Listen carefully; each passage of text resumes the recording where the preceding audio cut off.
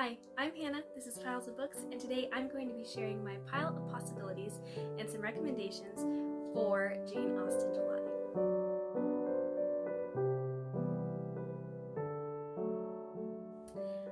So when I started my booktube channel, one of the things that, or I guess one of the reasons kind of that I went ahead and decided to start my own channel was to be able to document for myself and to have some accountability for myself for participating in different reading challenges, readathons throughout the year. And Jane Austen July is one of those I have been looking the most forward to. So in years past, I have, I'll watch a bunch of other people's videos and, I might pick out a few books, but I don't know that I've really ever actually gotten around to reading any of the books that I chose for Jane Austen July. But this year I am excited to be reading some books and participating in this in probably a small way, but still participating as I can. So I am going to share kind of what the books that I've chosen for myself, and I guess I don't really have recommendations because a lot of these books are fairly new to me. But anyway, this is my stack for Jane Austen July. So let's get into it. The first challenge is to read one of Jane Austen's main 6 novels, and I have my bind up here. It's kind of hard to read out of, but it's also kind of fun. And the print really, the font isn't too small. It looks really small on the screen, but it's actually not bad in real life. Anyway, so I have only read 3 of her novels. I've read Sense and Sensibility, Pride and Prejudice, and Persuasion. I think Persuasion is my favorite, although I do really love Pride and Prejudice too, but I think Persuasion is my favorite. So this year, the group read for Jane Austen July is Mansfield Park. Since I haven't read that one, I am going to choose to do that one. However, I don't know that I'll, be able to keep up with everybody else reading it, but that is what I am going to be reading for reading one of her main novels. Like I said, I really enjoy Persuasion, and Persuasion is actually a pretty short book. I don't think I had just a thin paperback copy of it for a long time, and I don't think I have it anymore. But it is actually a pretty short book, so I think that if you've never read any Austen before, that would probably be a good one to start with, just because it is short. The next challenge is to read something else of Jane Austen's other than her main 6 novels. So I've got this bind up. It has Lady Susan, the Watsons, and Sanditon in it. I just hauled this a while back from the library sale, I think. So this has 3 of her works. I have not read any of these, but I am planning to read Lady Susan. I have really enjoyed I think it's an Amazon Prime original movie. It's called Love and Friendship, and it is based off of her short story Lady Susan. So in that story, Lady Susan, obviously, at the risk of losing family and friends and everybody, she is trying to secure herself basically just a wealthy marriage. And the storyline itself, sometimes when I really think about it, I'm a little bit taken aback that I would enjoy it, but I do. And it's just that adaptation is really funny. That is why I'm choosing to read this one, just because I like the movie Love and Friendship, and I want to see how similar they are. The next challenge is to read a nonfiction work about Jane Austen or her time, the time that she lived in. So I actually have 3 books here that I could choose from. However, this past Christmas, I gave one of my friends the Lucy Worsley Jane Austen at Home, I believe is the title, biography, and she read it and liked it. So I have kind of thought about borrowing that from her to read. However, I will probably just try to pick something off my own shelf so that, I can be working on reading my own books. This first one I have is the Jane Austen Handbook, Proper Life Skills from Regency England.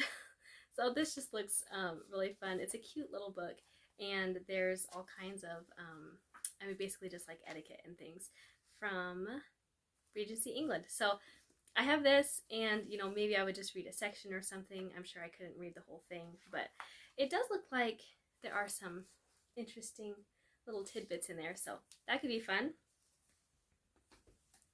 Another one is What Jane Austen Ate and Charles Dickens Knew, From Fox Hunting to Whist, The Facts of Daily Life in 19th Century England. This one also looks really fun.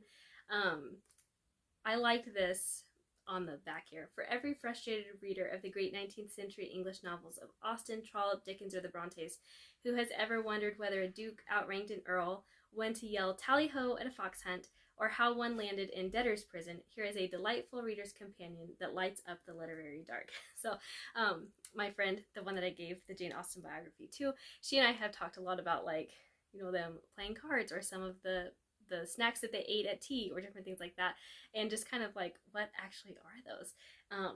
The, you know, different card games, like I said, that they played, and just things about just their daily life that's kind of been lost. Anyway, so this also looks like a really fun one. Again, it's not something that I would probably read cover to cover, but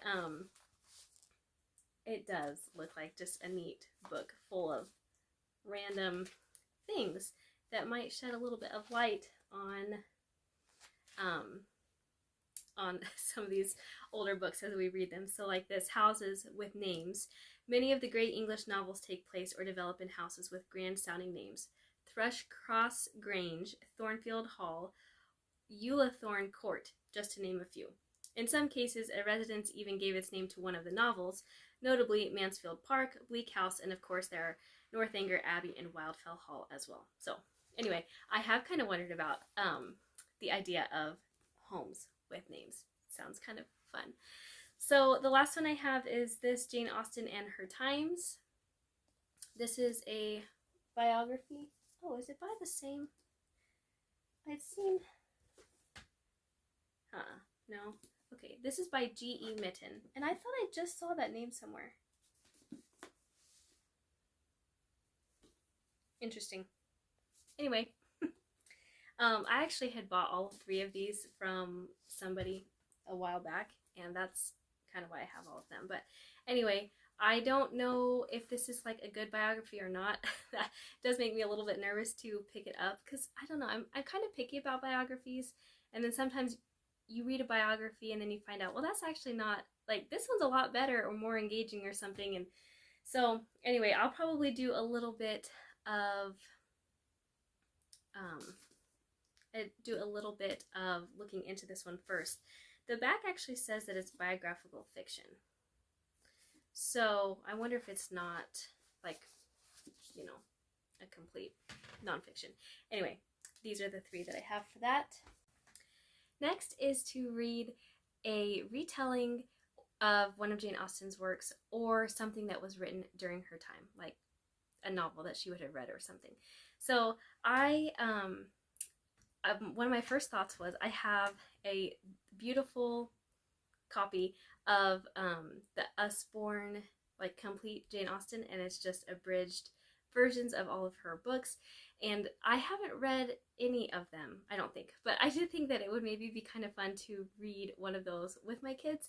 They have seen, or at least my older two have seen, the 2005 Pride and Prejudice movie, and so I don't know, I kind of thought maybe it would be fun to read one of those with my older two, or even maybe just with my 6-year-old daughter. We'll see about that. Maybe I would just read it on my own. Another option though that I had is Mary Shelley's Frankenstein. So I just recently hauled this a couple weeks ago. I have never read it, and I thought that maybe this would be a good time to do that. So I don't know, I'm not feeling super inspired about reading this right now, so I probably will just read like one of her abridged stories. But if I get ambitious, I might try to pick this one up. This is the complete poetry by William Cooper. William Cooper was a poet at the time of Jane Austen. She references him in different books, and I know that in Love and Friendship, the movie, somebody at some point is reading a book of Cooper's poems that is mentioned. So this is, I've only ever read one of his poems, and I cannot think of what it was called. It's about education, and it has a bit of a different name, so I don't remember what it is. But I know his main big kind of work that he was famous for was a huge long poem called The Task, and I'm not sure if my husband has read any of it or not. I haven't read any of it, so I kind of thought maybe it would be fun to do that together. We have talked about reading it together, we've just never done it. Anyway, so my husband really enjoys William Cooper. We found him through reading about William Wilberforce. They were kind of friends, and anyway, so this is a very old book that I bought for him. The last two challenges have to do with movies surrounding the Jane Austen books. So the first of the last, I guess, is to watch a movie adaptation of one of her books. There is, there's a plethora of options here, and I'm not even going to try to broach that at all. My favorite happens to be the 2005 Keira Knightley version of Pride and Prejudice, although I do really enjoy the Gwyneth Paltrow Emma, and I have not seen that in a long time. So maybe that's what I would end up doing. Another option would be to find, a couple days before I got married, my future sister-in-law got some friends of mine and sisters-in-law together, and we watched a movie and we ate pizza, and it wasn't, my mind was not on that at all. I was thinking of all of the things I needed to do in the next couple of days, but it wasn't until years later that I realized, I just remembered, that the movie was Persuasion. And so, I don't know, maybe that would be kind of a fun option too.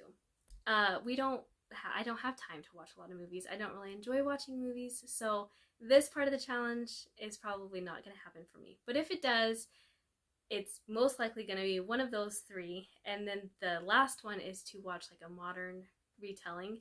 And I don't have any recommendations for this. I don't have any plans of actually doing this unless one of you guys leaves a comment with something that just looks extremely enticing, because I don't have the time to look into a movie that I might not have time to watch anyway. So movies in my house have to be pretty family friendly, because we typically watch movies as a family if we're going to watch anything. Although, I mean, if something looks really good but I don't think my kids can watch it, I definitely will have a date night with my husband or something and watch it. So let me know if you have some recommendations. Otherwise, that is all I have to share with you today. Thank you so much for being here. I would love to know what you plan to read for Jane Austen July, and if you have any thoughts on any of the books that I shared here today, I would love to know that as well down in the comments. So thanks again for being here, and we will see you in the next video.